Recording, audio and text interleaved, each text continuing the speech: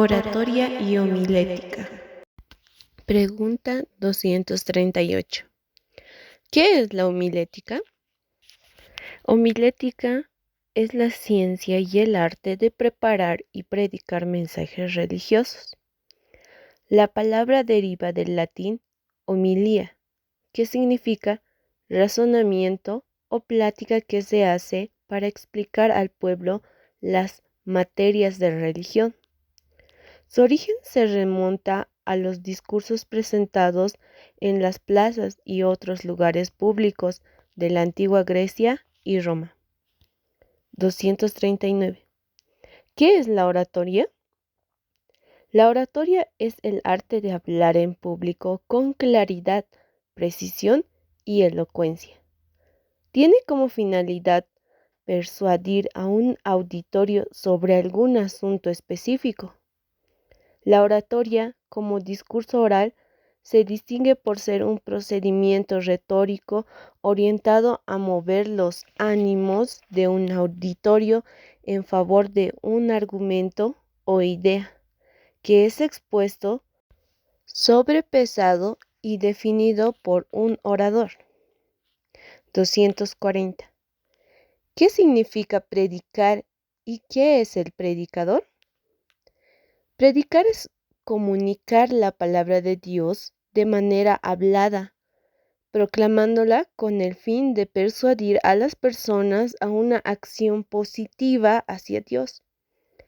La palabra predicador es la traducción de la palabra griega kerix, que significa heraldo. 241. ¿Qué es un sermón? El sermón es un discurso previamente elaborado por escrito basado en un tema religioso o moral, pronunciado por un predicador y dirigido a un auditorio o público. Los objetivos o propósitos primordiales de un sermón son: 1. Enseñar las verdades bíblicas. 2. Convencer al incrédulo. 3. Fortalecer al débil en la fe. 4. Corregir al extraviado. 5. Estimular al creyente en la práctica de las virtudes cristianas, etc. 242. ¿Cuántos tipos de sermones existen de manera general? Los especialistas en homilética mencionan diversos tipos de sermones. Simplificando, cualquier sermón podría incluirse de alguno de los tres principales siguientes y sus divisiones. 1. Temático o tópico. 2. Textual. Y 3. Expositivo. 243. ¿Cuáles son las características del sermón temático? El sermón temático no sigue las pautas de un versículo específico, sino el conjunto de enseñanzas bíblicas sobre un tema, tópico o asunto a tratar. En sermones temáticos, un versículo puede servir de base, pero no de armazón para todo el conjunto del sermón. El sermón temático debe caracterizarse por la unidad, coherencia y énfasis. 244. ¿Cuáles son las características del sermón textual? Consiste en escoger un versículo o más, hasta puede ser parte de un versículo, para luego estudiarlo y prepararlo. El sermón debe ser presentado y comentado a la luz del contexto y también de otros pasajes bíblicos, si el caso lo requiere. ¿Cuáles son las características del sermón expositivo? Es similar al sermón textual, pero en el sermón expositivo se toma como base un largo pasaje bíblico. Pueden ser varios versículos consecutivos, uno o más capítulos, e inclusive un libro. Generalmente se expone una historia, una biografía, una parábola, etc. El predicador desarrolla el sermón valiéndose de los recursos de la narración, análisis y síntesis. 246. Mencione las partes de un sermón. 1. Tema. 2. Título. 3. Texto. 4. Introducción. 5. Cuerpo, con sus correspondientes divisiones y subdivisiones, incluso ilustraciones. Y 6. Conclusión. 247. ¿Qué es el tema? Es el contenido o asunto de lo que se va a exponer. Esto es especialmente útil para el predicador, ya que expresa lo que se ha de presentar. 248. ¿Qué es el título o cómo se lo plantea? Se suele confundir el título con el tema, y es que con el título se enuncia de manera llamativa uno o muchos aspectos del tema que se va a tratar. Por tanto, el título y tema no son iguales. El título es corto y llamativo y despierta el interés y la curiosidad del auditorio. 249. ¿Qué es el texto? Es la porción de la Biblia que se ha escogido el predicador para su exposición y alrededor de la cual girará el sermón. Puede ser de varios versículos consecutivos o solo versículo o parte de un versículo. 250. ¿Qué es la introducción y cómo tiene que ser la misma? También se denomina preámbulo. Es la antesala del sermón. El propósito de la introducción es conducir al oyente en el tema que se va a exponer. Debe provocar el interés y atención de los oyentes. Podría usarse anécdotas, ilustraciones, alegorías, noticias, etc. Obviamente relacionando con el tema. 251. ¿Qué características debe tener el cuerpo del sermón? El cuerpo es la parte más importante del sermón. Suele dividirse en secciones señaladas, generalmente por números romanos, y a su vez en subdivisiones, indicada casi siempre con números arábicos y letras. En cada división se desarrolla un aspecto específico del tema. Las subdivisiones refuerzan el argumento de cada división principal. Todo esto va formando una unidad, como la raíz del tronco y las ramas de un árbol, donde la raíz y el tronco forman el eje del mensaje primordial. Las ramas principales, las divisiones, las pequeñas subdivisiones.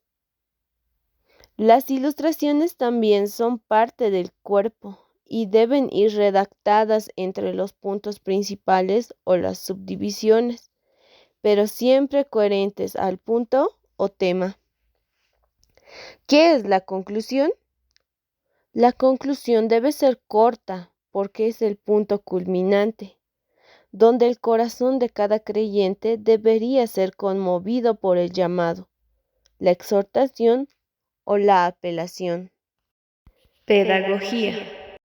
Pregunta 253. ¿Qué es la pedagogía? Ciencia que estudia la metodología y las técnicas que se aplican a la enseñanza y la educación. Deriva de los vocablos griegos paidón, que significa niño, y gogos, que quiere decir conducir. Entonces hace referencia a su visión, evocada netamente a la formación de métodos que garanticen una educación de alto valor. 254. ¿Qué es la educación cristiana? Es el proceso por el cual la experiencia se transforma, desarrolla, enriquece y perfecciona mediante su relación con Dios en Jesucristo. Describa la etimología de la palabra educación.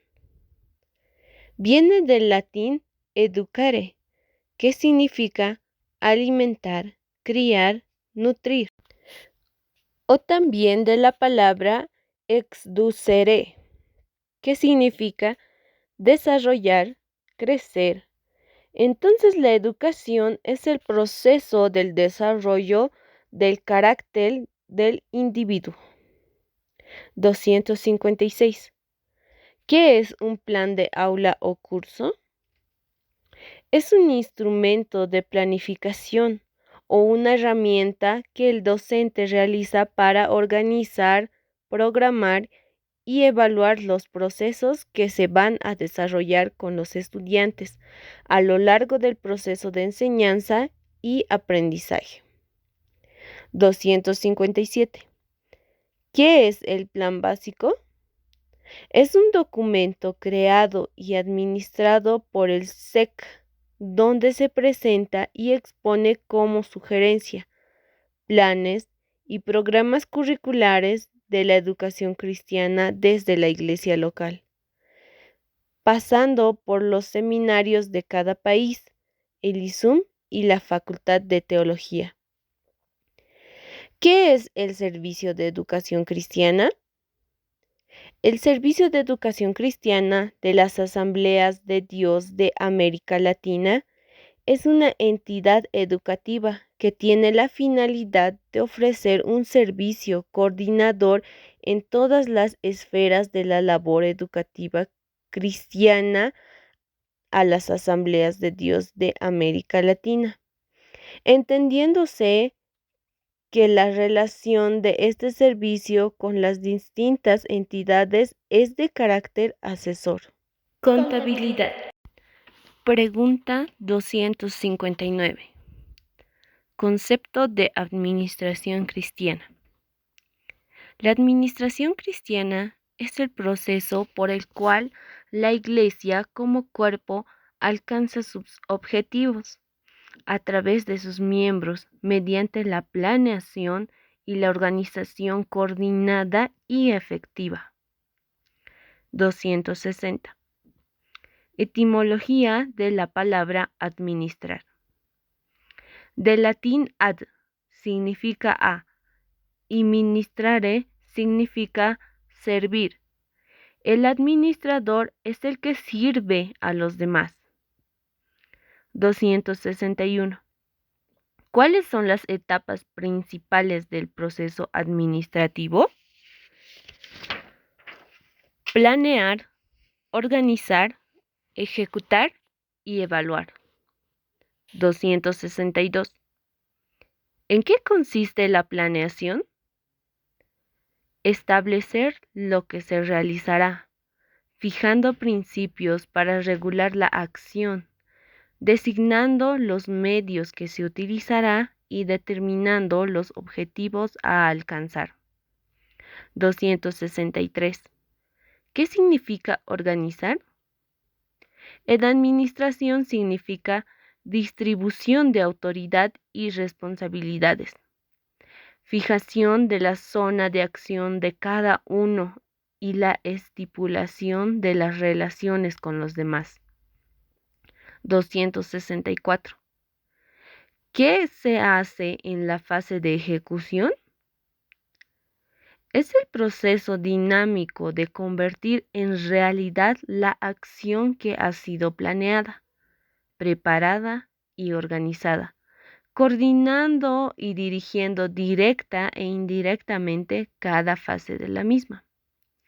265. ¿Qué es la FA de la evaluación o control administrativo dentro del proceso administrativo? Es el final del proceso administrativo, donde se compara lo obtenido con lo esperado. 266. ¿Cuáles son los principales tipos de gobierno eclesiástico dentro de la administración eclesiástica? Gobierno episcopal, gobierno congregacional y gobierno presbiteriano. ¿Cómo es el gobierno episcopal? Sobresalen ciertos oficiales, reconocidos como obispos, quienes ejercen autoridad plena sobre el conjunto de las iglesias o iglesia. Un ejemplo de la Iglesia Católica y algunos movimientos neoapostólicos, cristianos evangélicos. 268. ¿Qué características tiene el gobierno congregacional? Ningún personaje tiene potestad total sobre la iglesia, sino que la congregación misma se autogobierna, bajo principios, estableciendo diáconos, ancianos o pastores, quienes les guían como mentores y consejeros. Es un gobierno de tipo democrático. 269. ¿Qué es el gobierno presbiteriano? Resulta de la unión y confraternidad de iglesias, quienes establecen presbíteros y sínodos para ejercer control y supervisión administrativo y doctrinal de todas las iglesias locales dentro de su jurisdicción geográfica. En este tipo de gobierno están algunas iglesias denominaciones. 270. ¿Cuál es la forma de gobierno eclesiástico de las Asambleas de Dios de Bolivia? Presbiteriano congregacional. Es un sistema mixto donde el gobierno a nivel de iglesia local implica autonomía, independencia y responsabilidad propia, que solo puede ser intervenida por los presbíteros en los niveles correspondientes, en casos de mala administración de bienes y o conductas antibíblicas y doctrinales. 271. ¿Qué es la contabilidad? Es el sistema de control y registro de los gastos e ingresos y demás operaciones económicas que se realiza en una empresa o entidad. 272. ¿Qué es una cuenta contable? Es un registro donde se identifican y anotan de manera cronológica todas las operaciones que transcurren en el día. La cuenta es el elemento que permite llevar a cabo la clasificación de las operaciones financieras y comerciales. ¿Qué función cumple la cuenta de débito debe? El debe registra las transacciones que representan algo que una empresa, iglesia o una cuenta entrega o sale, egresos. ¿Qué es un balance general y qué función cumple? El balance general muestra la situación financiera total de la empresa o iglesia. Al finalizar la gestión, contiene el detalle del patrimonio, activos y pasivos. ¿Qué es un activo?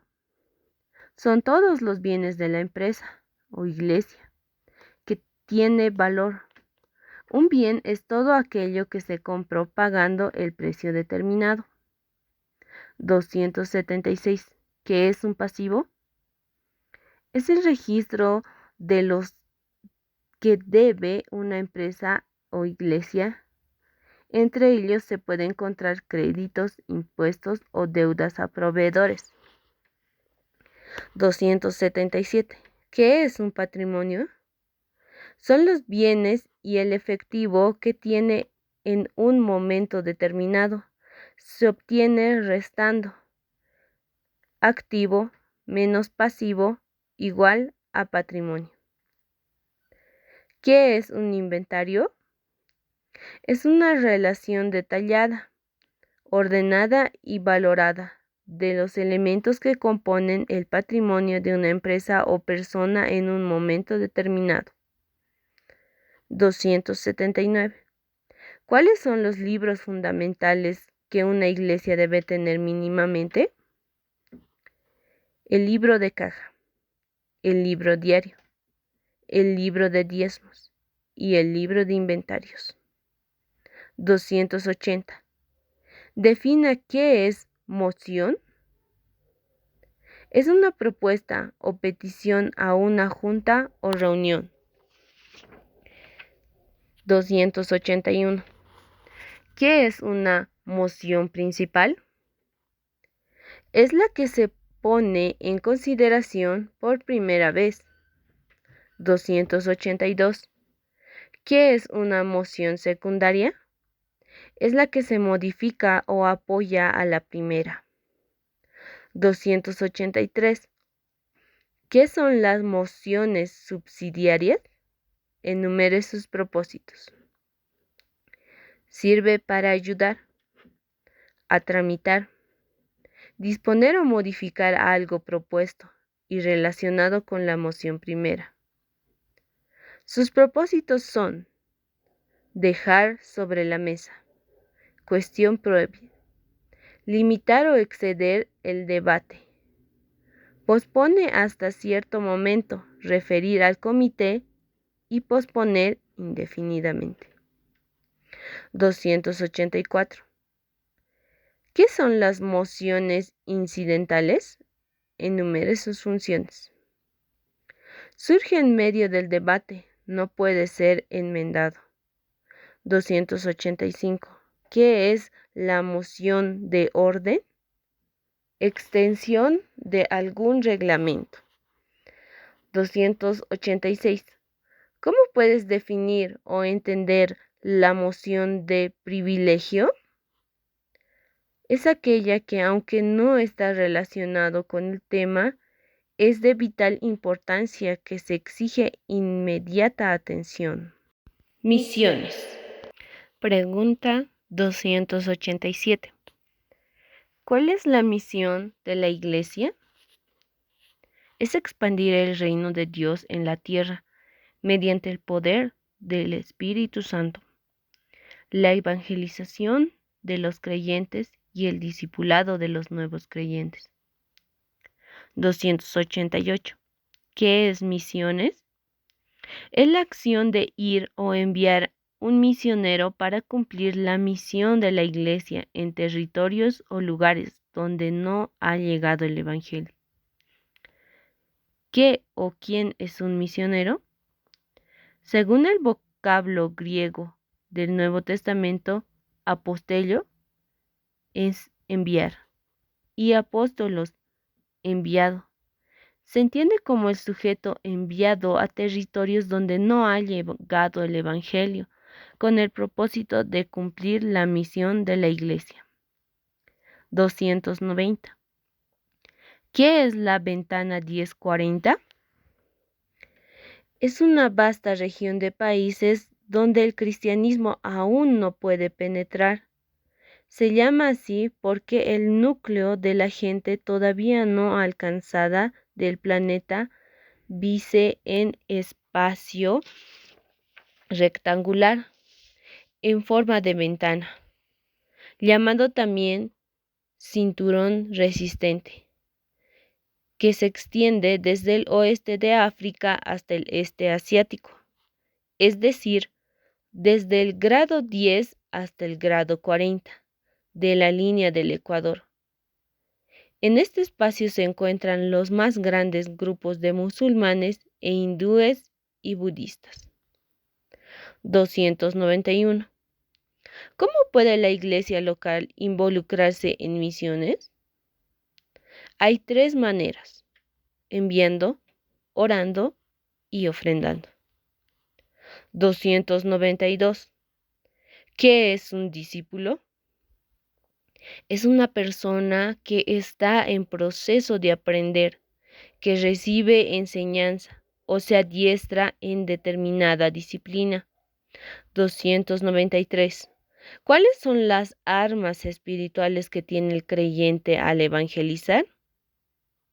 El poder de la oración, la palabra de Dios, el poder en el nombre de Jesús y el poder de la autoridad y la alabanza. 294.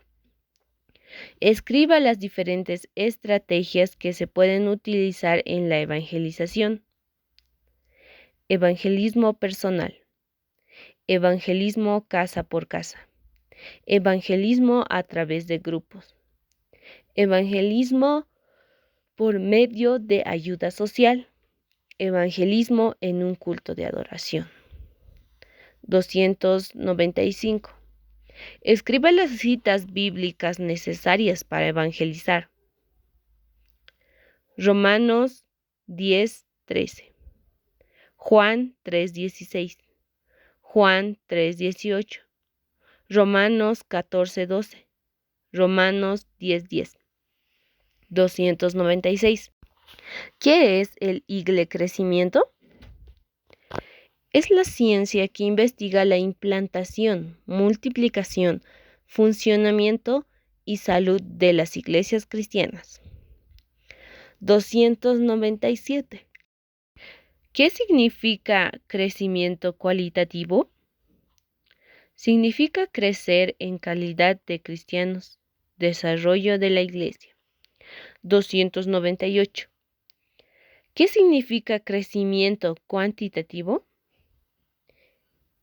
El incremento de la membresía de la iglesia y en número de personas.